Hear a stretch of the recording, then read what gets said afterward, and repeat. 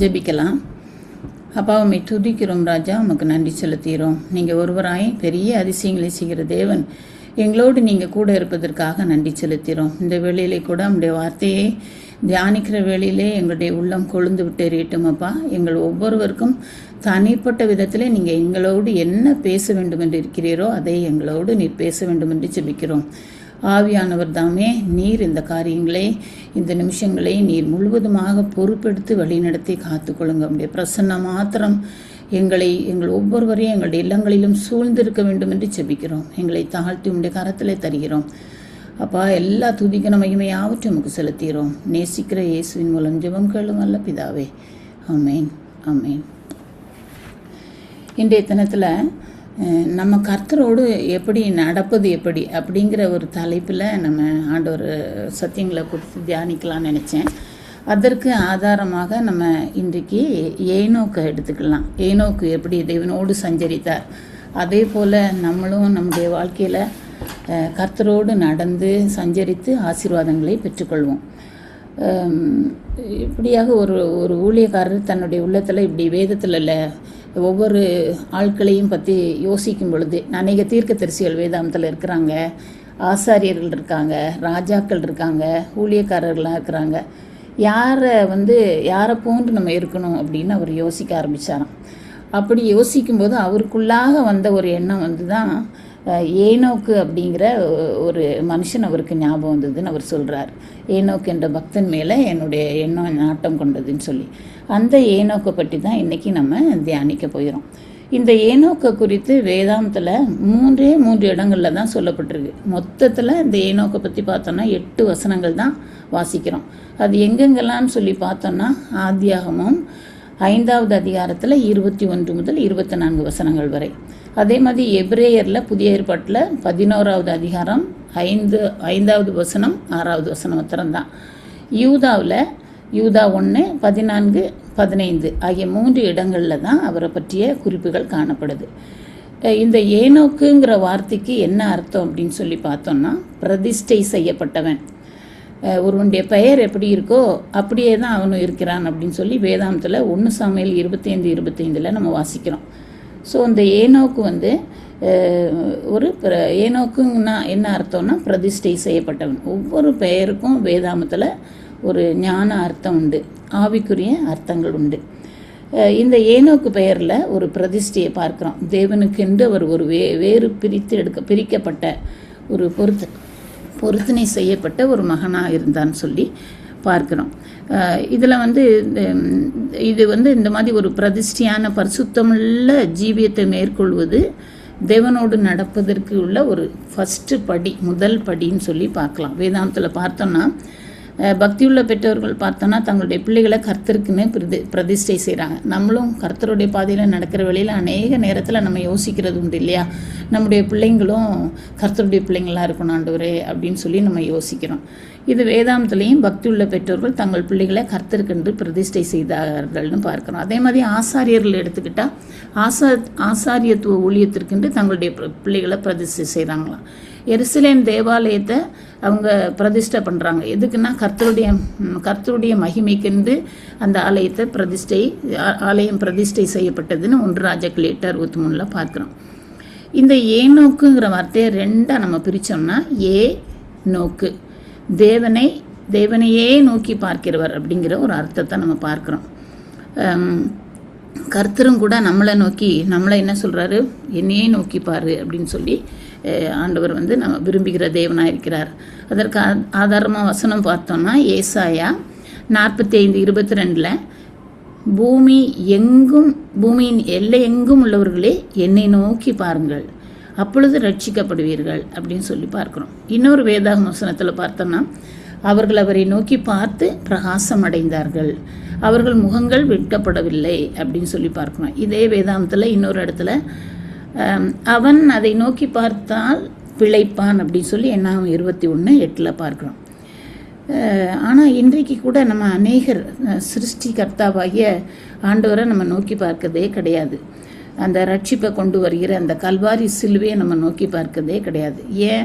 நம்முடைய கண்கள் இந்த உலக பிரகாரமான சிற்றின்பங்களையும் உலகத்தின் மேன்மைகளை நோக்கி பார்க்கிறதா இருக்குது.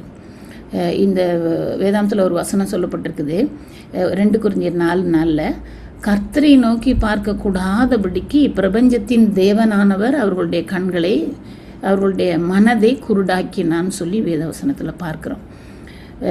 இந்த ஏனோக்கு கர்த்தரை நோக்கி பார்த்தான். ராஜாதி ராஜாவாகிய கர்த்தாதி கர்த்தராகிய தேவனுடைய கரத்தை பிடித்து கொண்டு அவரோடு நடந்தார், சஞ்சரித்தார்னு சொல்லி பார்க்குறோம்.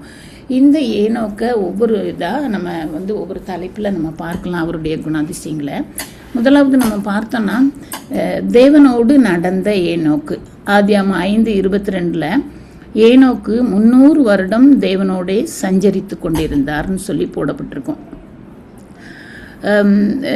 இதுக்கு ஒரு ஒரு அம்மாவுடைய ஒரு கர்த்தரை முழுமையாக ஏற்றுக்கொண்ட எப்பொழுதும் மகிழ்ச்சியாக இருக்கிற ஒரு அம்மா இருந்தாங்களாம். அவங்க ரொம்ப படிப்பறிவு இல்லாதவங்க தான், ஒரு ஏழை சகோதரி தான். ஆனால் அவங்க அவங்களுடைய வேலை என்னன்னு சொல்லி பார்த்தா 3-4 வீடுகளில் போய் வீட்டு வேலை செய்கிறது தான். ஆனால் அந்த அம்மா எப்பவும் மகிழ்ச்சியாக இருப்பாங்களாம். கர்த்தரோடு நடந்தவங்களாம், மகிழ்ந்து பாடி ஆராதித்து கொண்டிருந்தவங்களாம் இருந்தாங்களாம். அவங்க சொன்னாங்களாம், நான் பாத்திரத்தை ஒவ்வொரு வீட்லேயும் போய் பாத்திரங்களை விளக்கும்போது, ஆண்டவரே என் உள்ளமாகிய பாத்திரத்தையும் நீங்கள் பரிசுத்தமாக்குங்க, உங்கள் இரத்தத்தினால, உங்கள் வசனத்தினால, அபிஷேகத்தினால சுத்தம் செய்யுங்க அப்படின்னு நான் கர்த்தரை நோக்கி ஜெபிப்பேன் பாத்திரம் விளக்கும் போதெல்லாம். அதே மாதிரி ஒவ்வொரு வீட்லேயும் நான் வீட்டை பெருக்கும்போது, ஆண்டவரே நான் வீட்டை பெருக்கிறேன், நீங்கள் என் உள்ளத்தை பெருக்குங்கப்பா, தூசி படைந்த அசுத்தமான கோபமான குணம், இந்த எரிச்சலான குணம், சுயநலமான இந்த எண்ணங்கள், இதெல்லாம் நீங்கும்படியாக என்னைய சுத்திகரிங்க அப்படின்னு சொல்லி ஜெபிப்பாங்களாம்.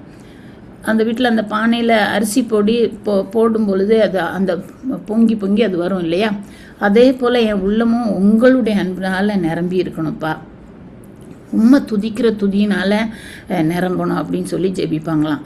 இப்படி எப்பவும் நான் ஆண்டவரோடு பேசிக்கிட்டே இருந்து என்னுடைய வேலைகளை செய்கிறதுனால தான் நான் எப்பொழுதும் சந்தோஷமாக இருக்க முடியுதுன்னு சொல்லி தன்னுடைய சாட்சியை பகிர்ந்து கொண்டாங்கன்னு நான் வாசித்தேன்.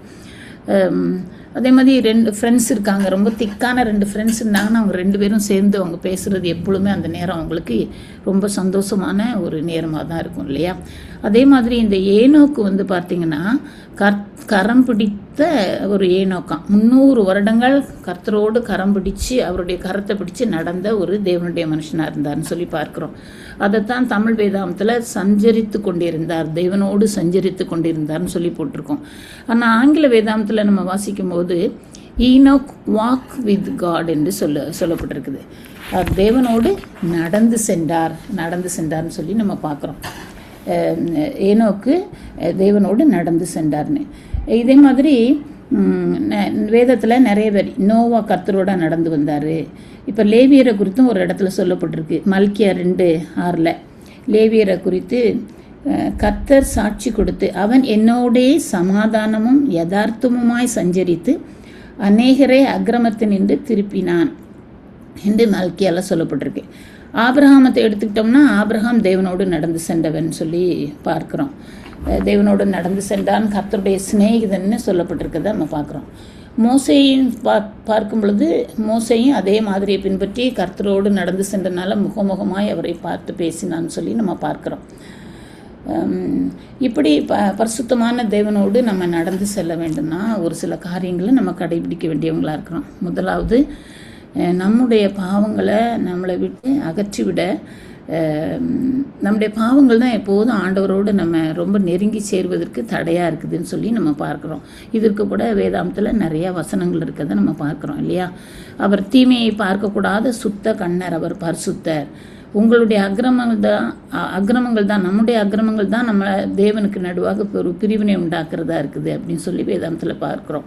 ஸோ நம்ம அந்த பாவமான இந்த காரியங்களை விட்டு நம்ம ஆண்டவரோடு நடக்கக்கூடிய மக்களாக இருக்கணும்னு சொல்லி பார்க்க முடியுது. 2வது, நம்ம அதுக்கு என்ன காரணம், தேவனோடு நம்ம நடக்கிறதுக்கு 2வது என்ன கடைப்பிடிக்கணும் அப்படின்னு சொன்னால், கர்த்தரை எப்பொழுதும் முன்னிறுத்தி அவரை கனப்படுத்தி அவரை துதிக்கிற மக்களாக இருக்கணும்னு சொல்லி பார்க்குறோம். சங்கீத புத்தகத்தில் தாவீது ராஜா கூட ஒரு வசனத்தில் சொல்வார், சங்கீதம் 16:8, கர்த்தரை எப்பொழுதும் எனக்கு முன்பாக வைத்திருக்கிறேன், அவர் என் வலது வாசத்தில் இருக்கிறபடியா நான் அசைக்கப்படுவதில்லை அப்படின்னு சொல்லி போட்டிருக்கோம். அது மட்டும் இல்லாமல் சங்கீதம் 34:18 பார்க்குறோம், அவர் என் வலது பாசத்தில் இருக்கிறபடியால் நான் நொறுமுண்ட இருதயத்தோடு கர்த்தருக்கு சமீபமாய் கெட்டி சேருங்கள்னு சொல்லி போட்டிருக்கோம் சங்கீதம் 34:18. இன்னொரு இடத்துல சங்கீதத்தில் போட்டிருக்கோம், தம்மை நோக்கி கூப்பிடுகிற யாவருக்கும், உண்மையாய் தம்மை நோக்கி கூப்பிடுகிற யாவருக்கும் கர்த்தர் சமீபமாக இருக்கிறார். ஸோ எப்பொழுதும் கர்த்தரை நமக்கு முன்னால் நிறுத்தி அவரை கனப்படுத்தி அவரை துதிக்கிறவங்களாக நம்ம இருக்கணும். அப்போ தேவனோடு சஞ்சரிக்கிற மக்களாக இருக்கிற பாக்கியம் நமக்கு கிடைக்கும். 3வது பார்த்தோன்னா அதிக நேரம் ஜெபத்தில் செலவழிக்கிற மக்களாக இருக்கணும். நம்முடைய தேவனாய கர்த்தரை நாம் தொழுது கொள்கிற போதெல்லாம் அவர் நமக்கு சமீபமாக இருக்கிறார். எப்பப்பெல்லாம் நம்ம ஆண்டவரை தொழுது கொள்கிறோமோ அப்போல்லாம் அவர் நமக்கு சமீபமாக இருக்கிறார். இவ்வளவு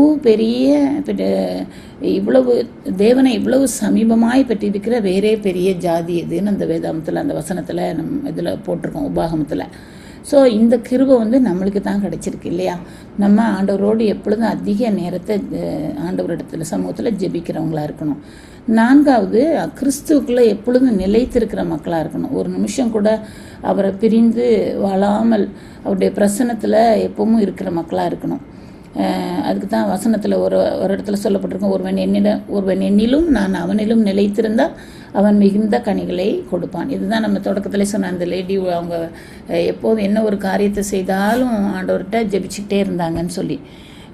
5வதாக வாக்கு தத்தங்களை பிடிச்சு கொள்ளணுமா. விசுவாசத்தோடு கர்த்தரோடு நடக்கிறதுக்கு அவர் சொன்ன வாக்கு தத்தங்களெல்லாம் உறுதியாக பிடிச்சிக்கிடணும் அப்படின்னு சொல்லி பார்க்குறோம். நிறைய வாக்கு தத்தங்கள் இருக்குது. நீங்கள் கூட கேட்டிருப்பீங்க, நம்ம கூட கேட்டிருக்கோம்ல பிரசங்கத்தில். ஒரு வருஷம் முழுசுக்கு இல்லை, ஒவ்வொரு நாளைக்கும் ஒரு வாக்கு தத்தம் மாதிரி ஆண்டவர் கொடுத்துருக்கிறாருன்னு சொல்லி நம்ம பிரசங்கத்தில் நம்ம கேட்டிருக்கோம். இதில் பார்த்தீங்கன்னா, நான் உன்னை விட்டு விலகுவதும் இல்லை, உன்னை கைவிடுவதும் இல்லை, நீ தண்ணீர்களை கடக்கும்போது நான் உன்னோடு இருப்பேன், நீ ஆறுகளை கடக்கும்போதும் அவைகளெல்லாம் உன் மேலே புரளுவது கிடையாது, நீ அக்கினியில் நடக்கும்போதும் வேகாதிருப்பாய், அக்கினி உன் பேரில் பற்றாது. ஸோ இப்படிப்பட்ட வாக்கு தத்தங்களெல்லாம் பிடித்து கொண்டு அவரோடு கூட நடக்கிறவங்களாம் நம்ம இருக்கணும். கிறிஸ்துவின் கரத்தை பிடிச்சு கொண்டு விசுவாசத்தோடு மகிழ்ச்சியோடு ஏனோக்கோப்பெல்லாம் நடக்கிறவங்களா இருக்கணும். இவருடைய வாழ்க்கை காலத்தை பார்த்தோம்னா 365 வருடங்கள் ஏனோக்கு வாழ்ந்தார்னு சொல்லி பார்க்குறோம். அதிகம் 5:23 அவருடைய ஆயுசு நாட்கள் 365 வருடம். ஒவ்வொரு வருடத்தையும் நன்மையினால் முடிசூட்டுகிற தேவன் தான் நம்முடைய தேவன். ஒரு வருஷத்துக்கு 365 நாட்கள் இருக்குதுன்னு சொல்லி பார்க்குறோம். இதில் நம்ம வாழ்கின்ற இந்த பூமி 2 விதமான காரியங்களை செய்யுது. ஒன்று அந்த பூமி என்ன செய்யுது, தன்னைத்தானே சுற்றிட்டு வருது.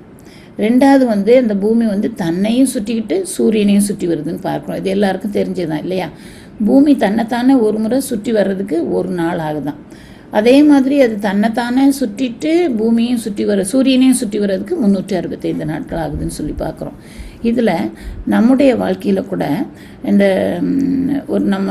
நம்முடைய வாழ்க்கையில் கூட இந்த பிரச்சனைகள், இந்த போராட்டங்கள், வாழ்க்கையில் நம்ம சந்திக்கிற இன்ப துன்பங்கள், இதெல்லாம் நம்ம அனுபவிச்சுக்கிட்டு தான் நம்ம ஒவ்வொரு நாளும் நம்ம வர்றோம். ஆனால் நம்ம வாழ்க்கையில் இதெல்லாம் நம்ம அனுபவிச்சுக்கிட்டு வருகிற நம்ம அந்த நீதியின் சூரியனாகி அவரை நோக்கி பார்க்கும் பொழுது அதுக்கெல்லாமே நிச்சயமாக ஒரு முடிவு உண்டு நம்ம உணர்ந்து கொள்கிறோம். அவரை நோக்கி பார்க்க வேளையில் நம்மளை சுற்றிலும் இருக்க அந்த பிரச்சனைகள், ஒவ்வொரு நாளும் சந்திக்கிற அந்த பிரச்சனைகள், போராட்டங்கள், இன்ப துன்பங்கள் எல்லாவற்றின் மத்தியிலும் நீதியின் சூரியனாகிய தேவனை நோக்கி நம்ம பார்க்கும்போது இவைகளுக்கெல்லாம் முடிவு உண்டாகிறது, முடிவு ஏற்படுது. முடிவில் நம்ம எப்பொழுதும் சந்தோஷமாய் மகிழ்ச்சியாக இருக்கக்கூடிய கிருபைகளை ஆண்டவர் தருவார். விசுவாசிகளாகிய நம்ம ஒவ்வொருவருடைய வாழ்க்கையும் எப்படி இருக்குது, ஒரு உயர்ந்த மலையை போல தான் இருக்குது. மலையின் அடிவாரத்தில் நீங்கள் பார்த்தீங்கன்னா சகல விதமான சலசலப்பு அப்படிலாம் சத்தம் இருக்கும். அதே போல் தான் ஒவ்வொரு விசுவாசியுடைய வாழ்க்கையிலும் சஞ்சலங்கள், போராட்டங்கள்லாம் இருக்குது. ஆனால் மலை உச்சியில் இருக்கிற நீதியின் சூரியனை நம்ம இந்த மகிமையான ஒளியை வீசிக்கொண்டிருக்கிற அதை பார்க்கும் பொழுது, அவரை நோக்கி பார்க்கும் பொழுது எத்தனை பிரச்சனைகள் இருந்தாலும் அந்த பிரச்சனைகளின் மத்தியில் நமக்கு அமைதி கொடுக்கிற தேவன் நம்மளுக்கு பூர்ண சமாதானத்தை கொடுக்கிறவராக இருக்கிறார். அந்த தேவனை நம்ம நோக்கி பார்க்கிறவங்களாக இருக்கணும். அவரை நோக்கி பார்த்து திடன் கொள்கிறவர்களாக இருக்கணும். இந்த ஏனோக்கை பார்த்தோன்னா அவருடைய வாழ்நாட்கள் 365 வருடங்கள்னா கூட அவருடைய வாழ்நாள் முடியலை, மறிக்கலை. அவர் அந்த நாட்கள் முடியும் போது 365 வருடம் முடியும் போது பூமியில் வாழ்ந்த காலங்கள் தான் 365 வருடங்கள். ஆனால் அவர் வந்து எடுத்துக்கொள்ளப்பட்டார்னு சொல்லி தான் வேதாந்தத்தில் பார்க்குறோம். ஆபேல் மரித்தும் பேசுகிறவராக இருந்தார்னு வேதாந்தத்தில் பார்க்குறோம். ஆனால் இன்றைக்கும் ஜீவிக்கிறவராக இருக்கிறவர் வந்து அந்த ஏனோக்கு. அடுத்தாப்புல அந்த ஏனோக்கில் பார்த்தோம்னா அவர் நம்மளை போல் ஒரு குடும்பஸ்தன் தான் இல்லையா. ஏனோக்குக்கு மெத்துசலா பிறந்த பின்பு தான் அவர் அதுக்கப்புறம் தான் 300 வருடம் உயிரோடு இருந்து தேவனோடு சஞ்சரித்தார்னு. மெத்துசலா பிறந்ததுக்கப்புறம் 300 வருடம் அவர் தேவனோடு சஞ்சரித்தார்னு சொல்லி நம்ம அதில் பார்க்கலாம். அவர் நம்மை போல் ஒரு குடும்பஸ்தன் தான், குடும்பத்தில் தான் வாழ்ந்தார். கர்த்தருக்கு பிரியமான குடும்பமாக இருக்கிறனால நிறைய பேர் யோசிப்பாங்க, இந்த குடும்பம் வந்து நம்மளுக்கு ஒரு தடையாக இருக்குன்னு. அப்படிலாம் கிடையாது. நம்ம குடும்ப வாழ்க்கையை கூட ஆண்டவர் விரும்புகிறார் இல்லையா. குடும்பத்தில் இருக்கும் பொழுது அதன் மத்தியில் கூட நம்ம தேவனுக்கு பிரியமான சாட்சியுள்ள வாழ்க்கையை வாழ்வதற்கு இந்த ஏனோக்கு நம்மளுக்கு ஒரு முன்மாதிரியாக அவர் இருக்கிறாருன்னு சொல்லி பார்க்குறோம். இந்த பழைய ஏற்பாட்டில் பார்த்தீங்கன்னா பரலோகத்துக்கு ஏறி சென்றவங்க 2 பேர். ஒன்று வந்து இந்த குடும்பஸ்தனாகிய ஏனோக்கு பரலோகத்துக்கு எடுத்துக்கொள்ளப்பட்டார். அதே மாதிரி அடுத்தவர் வந்து ஃபேமிலி லைஃபுக்குள்ள இல்லாத எலியா. இவர் இந்த 2 பேரை நம்ம பார்க்குறோம். இந்த 2 பேரையுமே ஆண்டவர் குடும்பமாக இருக்கிற நம்மளையும் தெரிந்து கொள்கிற தேவனாக இருக்கிற தனிப்பட்ட மக்களாக இருக்கிற பவுல் அப்போஸ்தலனை போன்றவங்களையும் ஆண்டவர் எடுத்து பயன்படுத்துகிறவராக இருக்கிறான்னு சொல்லி நம்ம பார்க்குறோம்.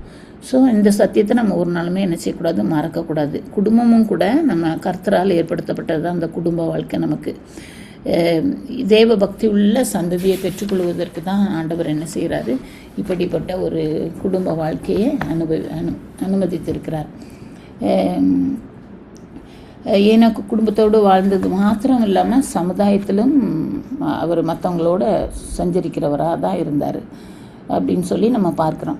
இப்போ வந்து தாமரை எடுத்துக்கிட்டோம்னா அது தண்ணீரில் இருந்தாலும் தண்ணீரில் வாழ்ந்தால் கூட அந்த தண்ணீர் வந்து என்ன செய்யாது, தாமரை இலையில் ஒட்டாது. அதே மாதிரி மீன் வந்து உப்பு தண்ணீரில் வாழ்ந்தால் கூட அந்த உப்பு வந்து அதோடைய உடம்பில் இருக்காது இல்லையா. ஏறுவதற்கு ஒருபோதும் அதை அனுமதிப்பது கிடையாது. அதே போல் தான் நம்மளும் எப்படி இருக்கோமோ, அந்த உலகத்தில் வாழ்ந்தாலும் அந்த உலகத்தில் எத்தனையோ பிரச்சனைகள், கவலைகள், எத்தனை விதமான கஷ்டங்கள் இருந்தால் கூட இது நம்மளை சேதப்படுத்தாதபடிக்கு ஒரு தூய்மையான வாழ்க்கையை வாழ்வதற்கு நிச்சயமாக கடவுள் என்ன செய்வார், நமக்கு கிருபை செய்வார். எப்படிப்பட்ட பிரச்சனைகள் மத்தியில் நம்ம கடந்து வந்தாலும் அநேக நேரத்தில் நம்ம சோர்ந்து போயிடும் இல்லையா. சோர்ந்து போனால் கூட நம்ம சுற்றி வந்தாலும் அந்த சிஸ்டர் துதி ஆராதனை நடத்துகிற வேலையில் அந்த பாடலில் பார்த்தோம், எங்கப்பா நம்ம போவோம், சுற்றி வந்தாலும் நாங்கள் உங்கள்கிட்ட தானப்பா வருவோம். ஆமாம், நம்ம வாழ்க்கையே அப்படி தான். யார் இடத்துல போக முடியும்? எந்த ஒரு மனுஷனிடத்துலையும் போனால் எங்கேயுமே நம்மளுக்கு ஆறுதல் கிடையாது. சுற்றி வந்தாலும் எல்லா பிரச்சனைகள் மத்தியிலையும் அதுக்கு முடிவு உண்டாக்குகிற தேவன் நம்ம ஏசப்பா தான். அதற்கு தேவையான பலனை, கிருபையை அவர் நிச்சயமாகவே தருவார் அப்படின்னு சொல்லி நம்ம இந்த மெத்துசலா இதிலேருந்து நம்ம பார்க்குறோம். அப்புறம் இதில் பார்த்தீங்கன்னா கர்த்தரோடு நடக்கிற சந்ததியாக இருக்க நம்ம விரும்பணும். சங்கீதம் 22:30 பார்க்கலாம், ஒரு சந்ததி அவரை சேவிக்கும், தலைமுறையாக அவருடைய சந்ததி எனப்படும். நம்ம மாத்திரம் இல்லாமல், நம்ம கர்த்தரோடு வாழ்கிறது மாத்திரம் இல்லாமல், நம்மளும் எப்பவும் ஆண்டவர்கிட்ட நம்ம என்ன கேட்கணும்னா, சந்ததியாக ஆண்டவரே நாங்கள் உண்மை தொழுகிறவங்களா இருக்கணும், நீங்கள் எங்களுக்கு பலன் தரணும், எங்களை கரம் பிடிச்சி நடத்தணும்னு சொல்லி நம்ம ஆண்டவர் இடத்துல கேட்கிற மக்களாய் நம்ம இருக்கணும்னு சொல்லி ஆண்டவர் நம்மளை விரும்புகிறார் இந்த காலை வேளையில். அடுத்தபடியாக ஏனோக்கில் பார்த்தோம்னா ஆதியாகமம் 5:24 பார்த்தோம்னா அதில் கொடுத்துருக்கோம், ஏனோக்கு தேவனோடே சஞ்சரித்து கொண்டிருக்கையில் காணப்படாமற் போனான். அவரோடு சஞ்சரித்துக்கிட்டு இருக்க நேரத்தில் தான் அவர் காணப்படாமல் போனார். அவர் அவ்வளவு கர்த்தரோடு நெருங்கி ஜீவிச்சுக்கிட்டு இருந்திருக்காரு. ஆனால் அந்த பீரியடை கொஞ்சம் நினச்சி பாருங்களேன், அநேக மக்கள் பார்த்துருப்பாங்க, அவரை கிண்டல் கூட பண்ணியிருப்பாங்க அந்த ஊர் மக்கள் இல்லையா. இவன் வீட்டு காரியத்தை கூட கவனிக்காமல் இப்படி கடவுள்னு பைத்தியமாக இருக்கிறானேன்னு கூட நினச்சிருப்பாங்க நிறைய பேர். இருக்க வேண்டியதான் பக்தி, இப்படி ஓவராலாம் இருக்கக்கூடாதுன்னு முறுமுறுத்திருக்கலாம், பேசியிருக்கலாம் அவரை குறித்து. ஆனால் ஒரு நாள் ஒன்று வந்துச்சு, திடீரென்று ஏனோக்கு என்ன செய்கிறாரு, காணப்படாமல் போனார். அவ்வளவு அவர் கர்த்தரோடு இணைந்த ஒரு வாழ்க்கையை வாழ்ந்தனால திடீரென்று ஒரு நாள் அவர் காணப்படாமல் போனார்னு சொல்லி நம்ம அந்த வேதாந்தத்தில் பார்க்குறோம். தேவனுடைய பிள்ளைகளாகிய நம்முடைய வாழ்க்கையில் கூட நம்ம வந்து தேவனோட நெருங்கி ஜீவிக்கிறவங்களா இருக்கும்போது உலகத்தின் மக்கள் நம்மளை பார்க்குறவங்களாம் நம்ம வாழ்க்கை நடத்தக்கூடாது. நம்முடைய வாழ்க்கையில் கிறிஸ்துவை அவங்க பார்க்கணும். அப்படிப்பட்ட அன்பு இயேசுப்பா, உங்கள் அன்புனால எங்களை நிரப்புங்க. உங்கள் அன்பு எங்களிடத்துல காணப்படணும், பிறர் பார்க்கணும். உங்களுடைய காருண்யம் எங்களிடத்துல இருக்கணும். உங்களுடைய தயவு எங்களிடத்துல என்னிடத்துல காணப்படணும்ப்பா. உங்களுடைய மனதுருக்கம் என்கிட்ட இருக்கணும்ப்பா. உங்களை போல் பரிசுத்தமான வாழ்க்கை நடத்தணும்.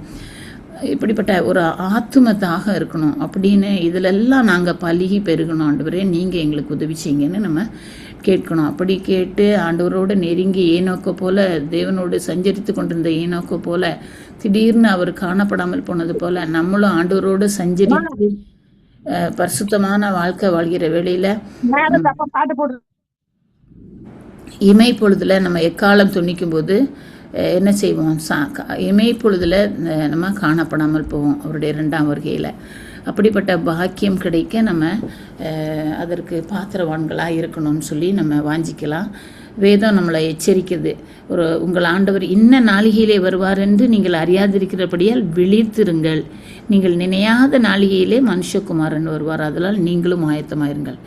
நம்மளும் ஆண்டவரோட ஏனோக்கை போல சஞ்சரித்து அவருடைய 2ஆம் வருகையில் எடுத்துக்கொள்ளப்படுவதற்கு எப்பொழுதும் புத்தியுள்ள கன்னிகைகளாய் நம்ம விழித்திருக்கிறவங்களா இருக்கணும்னு சொல்லி ஆண்டவர் விரும்புகிறார். இந்த நேரத்தில் அடுத்தாப்புல பார்த்தோன்னா இந்த ஏனோக்கு விசுவாசம், அவருடைய விசுவாசத்தை பார்த்தோன்னா அதே எபிரேயரில் சொல்லப்பட்டிருக்கோம். எபிரேயர் 11:5 விசுவாசத்தினாலே ஏனோக்கு மரணத்தை காணாதபடிக்கு எடுத்துக்கொள்ளப்பட்டான். எதனால காணாதபடிக்கு எடுத்துக்கொள்ளப்பட்டான் இந்த வசனத்தில் சொல்லப்பட்டிருக்குன்னா விசுவாசத்தினாலே. இந்த விசுவாச வீரர்களை பற்றியே நம்ம பைபிளில் ஒரு அதிகாரமே இருக்குது, எல்லாருக்கும் தெரிஞ்சதுதான். எபிரேயர் 11வது அதிகாரம். இதில் ஒவ்வொரு வசனத்துலையும் பார்த்தோன்னா அநேக வசனத்தில் விசுவாசத்தினாலே அப்படின்னா இந்த அதிகாரத்தில் பெரும்பாலான வசனங்களே ஆரம்பிக்கும். இப்படிப்பட்ட இந்த விசுவாச வீரர்கள் பட்டியலில் இந்த ஏனோக்கு இருக்கிறத நம்ம பார்க்குறோம். கர்த்தரோடு நடந்த பரிசுத்தவான்கள் இதில் ஏனோக்கை நம்ம பார்க்குறோம். இந்த விசுவாசத்தை குறித்தும் அநேக வசனங்கள் நம்மளுக்கு இருக்குது. நம்மளை தைரியப்படுத்துகிறதா, நம்மளை உற்சாகப்படுத்துகிற அநேக வசனங்கள் வேதாந்தத்தில் காணப்பட்டிருக்கு இல்லையா? விசுவாசம் இல்லாமல் தேவனுக்கு பிரியமாக இருப்பது கூடாத காரியம். அடுத்தபடி பார்த்தோன்னா உங்கள் விசுவாசமே உங்களை ஜெயிக்கிற ஜெயம்னு ஒரு இடத்துல சொல்லப்பட்டிருக்கும். விசுவாசத்தினாலே நீதிமான் பிழைப்பான். இந்த விசுவாசமே ஒருவனை ரட்சிப்புக்குள்ளாக வழி நடத்துது. இப்படிப்பட்ட விசுவாசத்தோட ஏனோக்கு கர்த்தருடைய கரத்தை பிடிச்சு நடந்தார். நம்மளும் இந்த விசுவாசத்தை ஆண்டவரிடத்துல கேட்டு, விசுவாசத்தை துவக்குகிறவரும் முடிக்கிறவரும் அவர் தான். அந்த விசுவாசத்தை கேட்டு நம்ம எப்பொழுதும் அவருக்குள்ளாக விசுவாசத்தோடு வழி நடத்தப்பட ஆண்டவரிடத்த அந்த கிருபையை நம்ம கேட்போம். அவர் தான் அல்பாவாக இருக்கிறாரு, ஒமேகாவாக அவர் தான் இருக்கிறார். விசுவாசத்துக்கு ஆதியும் அவர் தான், அந்தமும் அவர் தான். இந்த விசுவாசத்தில் நம்ம எப்பொழுதும் பற்றி கொண்டவர்களாய் ஏனோக்கு எப்படி கர்த்தருடைய கரத்தை விசுவாசத்தோடு பிடித்து கொண்டு நடந்தாரோ அப்படியாக நம்மளும் கர்த்தருடைய கரத்தை பிடித்து கொண்டு நடக்கிறவங்களா இருப்போம். பவுலப்போஸ்தலர் ஒரு இடத்துல சொல்லியிருக்காரு, விசுவாசமாக சொல்லியிருப்பார். அதில் தன்னுடைய விசுவாசத்தை அறிக்கை செய்து, நான் விசுவாசித்திருக்கிறவர் இன்னார் என்று அறிவேன், நான் அவரிடத்தில் ஒப்பு கொடுத்ததை அவர் அந்நாள் வரைக்கும் காத்துக்கொள்ள வல்லவராயிருக்கிறார் என்று நிச்சயித்திருக்கிறேன். எனக்கு தெரியும் நான் யார் மேலே விசுவாசமாக இருக்கிறோம் அவரை அறிவேன்னு சொல்லி உறுதியாக அவர் சொல்கிறாரு. இப்படி அநேக விசுவாசிகள் இருக்கிற இந்த இதில் வேதாந்தத்தில் பழைய ஏற்பாட்டு பரிசுத்தவான்களில் அநேகம் பேர் இந்த விசுவாச பட்டியலில் நம்ம பார்க்க முடியாமல் இருக்குது. அது ஃபஸ்ட்டு மனிதனாக இருந்த அந்த ஆதாம் அதில் காணப்படலை, ஏசா அதில் காணப்படலை, நல்ல ஞானம் படைத்த அந்த சாலமோன் ராஜா அதில் காணப்படலை, இஸ்ரவேலுடைய முதல் ராஜா தான் சவுல், அது காணப்படலை. ஒரு பரிதாபமான நிலைமை தான் இல்லையா? தங்கள் விசுவாசத்தை இவங்கெல்லாம் யார் மேலே வச்சுருந்தாங்கன்னா கர்த்தர் மேலே வைக்கல, தங்களுடைய சுய பலன் மேலே, தங்களுடைய சுய ஞானத்தில் வச்சுருந்தாங்க. அதனால முடிவு ஏமாற்றமாக தான் இருந்தது. குமாரனை விசுவாசியாதவன் ஜீவனை காண்பதில்லைன்னு வேதாந்தத்தில் போடப்பட்டிருக்கு. நம்மளுடைய விசுவாசம் எப்படி இருக்குது? நம்ம உலகத்தின் காரியங்கள் மேலே இருக்குதா, நம்முடைய சுய பலத்தின் மேலே இருக்குதா, அல்லது நம்ம உறவினர்கள் நம்மளுக்கு நம்முடைய பலத்தின் மேலே இருக்குதா?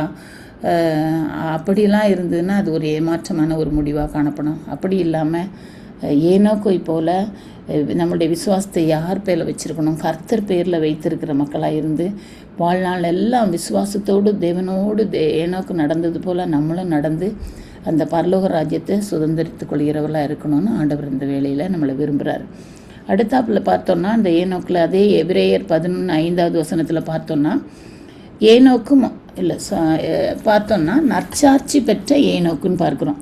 ஏனோக்கு தேவனுக்கு பிரியமானவன் என்று அவன் எடுத்துக்கொள்ளப்படுவதற்கு முன்னமே சாட்சி பெற்றான். நற்சாட்சி ஏனோக்குடைய வாழ்க்கையில் அவனை ஒரு சாட்சி பெற்ற ஒரு மனிதராக இருந்தார்னு சொல்லி பார்க்குறோம்.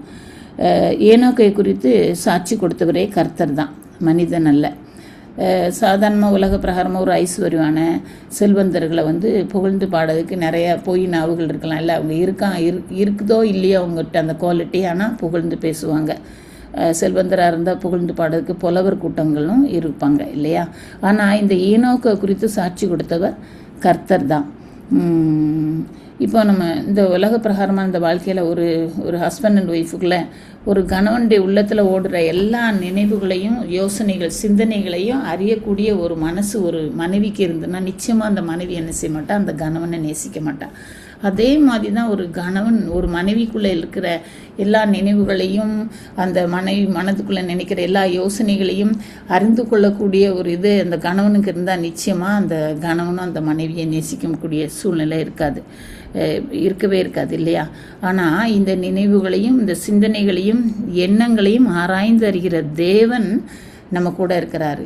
இப்படிப்பட்ட சிந்தனைகளை எல்லாவற்றையும் அறிந்த தேவன் தான் ஏனோக்கை என்ன செய்தார், ஏனோக்கை குறித்து நற்சாட்சி கொடுக்குறாரு. எனக்கு பிரியமானவன் அப்படின்னு சொல்லி நற்சாட்சி கொடுக்குறாருன்னு சொல்லி பார்க்குறோம்.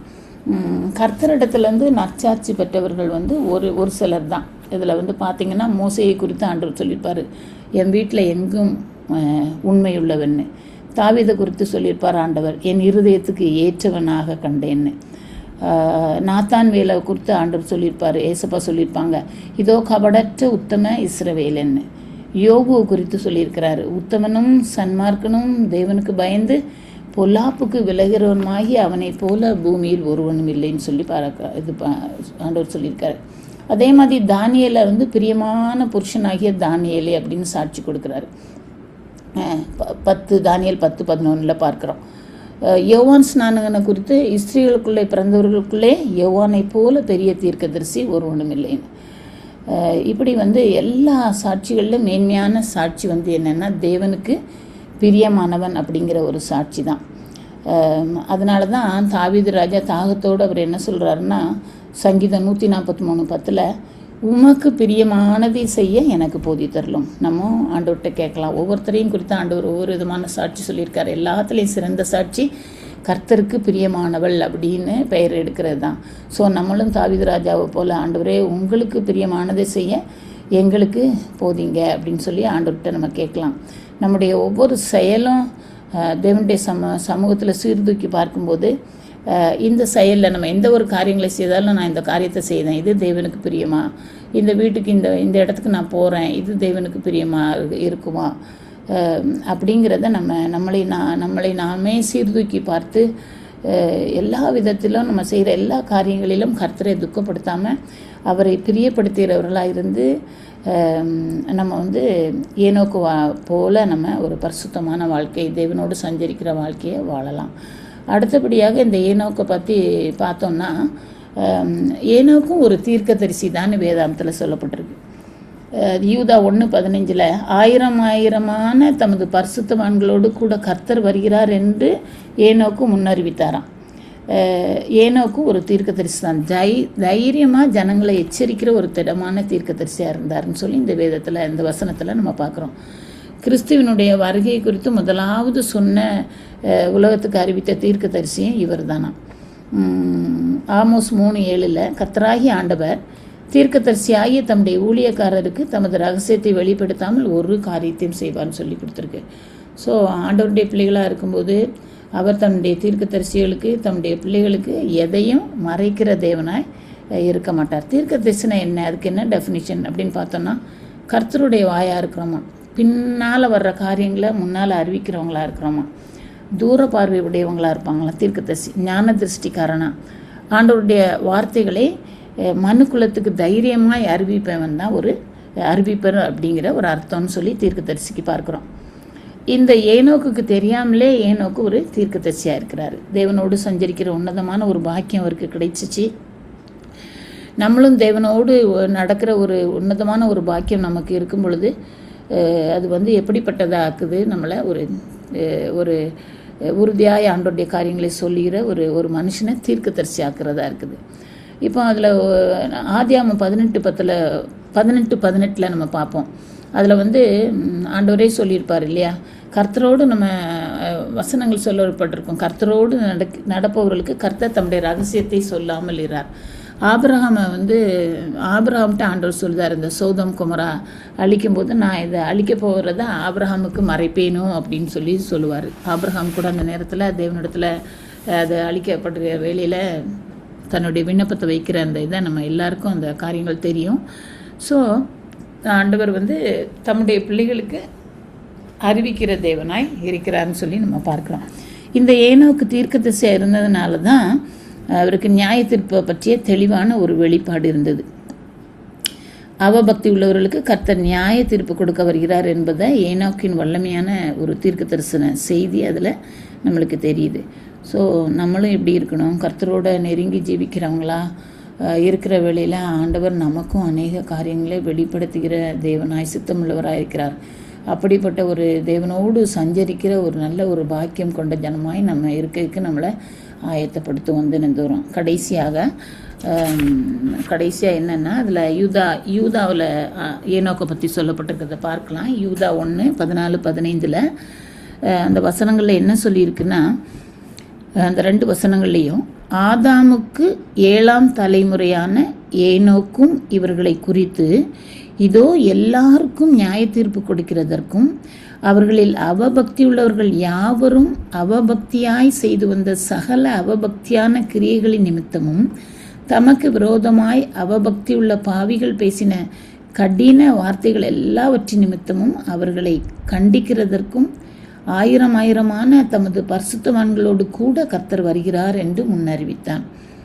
இதில் பார்த்தோம்னா ஆதாமுக்கு 7ஆம் தலைமுறையான ஏனோக்கு இவர்களை குறித்துன்னு அந்த வசனத்தில் இருக்கும். வேதாமத்தில் 2 ஏனோக்குகளை நம்ம பார்க்க முடியும். முதல் ஏனோக்கு யாருன்னு சொல்லி பார்த்தோம்னா ஆதாமுடைய 3வது தலைமுறை. ஆதாமுக்கு உடைய 3வது தலைமுறைனா ஆதாமுடைய மகன் வந்து காயினுக்கு ஒரு மகன் பிறந்தான். அந்த மகனுக்கு காயின் வந்து ஏனோக்குன்னு பெயரிடுறாரு. அது மாத்திரம் இல்லாமல் அந்த ஏனோக்குன்னு தன்னுடைய மகனுக்கு பெயரிட்டுட்டு அதே நேம்லேயே ஒரு பட்டணத்தையும் கட்டுறார். தன் குமாரனாய ஏனோக்கின் பெயரை அந்த பட்டணத்துக்கு சூட்டினார்னு சொல்லி ஆதியாகமம் 4:17 பார்க்குறோம். நம்ம இப்போ பார்க்குற அந்த ஏனோக்கு யாருன்னா ஆதாமுக்கு 7ஆம் தலைமுறை ஏனோக்கு. இவர் வந்து பார்த்திங்கன்னா அதை வந்து அந்த ஏனோக்குக்கு தன்னுடைய சொந்த குமாரனுக்கு ஒரு பெரிய பட்டணங்களை கட்டி அதுக்கே அந்த பெயரிட்டார்னு சொல்லி பார்க்குறோம். ஆனால் இந்த ஏனோக்குக்கு உலக பிரகாரமான இப்படிப்பட்ட பெயர் புகழ்லாம் கிடைக்கல. ஆனால் இவர் வந்து கர்த்தரோடு நடக்கிறவராக இருக்கிறார். நம்மளுக்கு இதில் ஒரு பாட்டு கூட இருக்கும், உங்களுக்கு எல்லாருக்கும் தெரிஞ்சது தான் இல்லையா, 7ஆம் தலைமுறை ஏனோக்குரைத்தன் வரும்.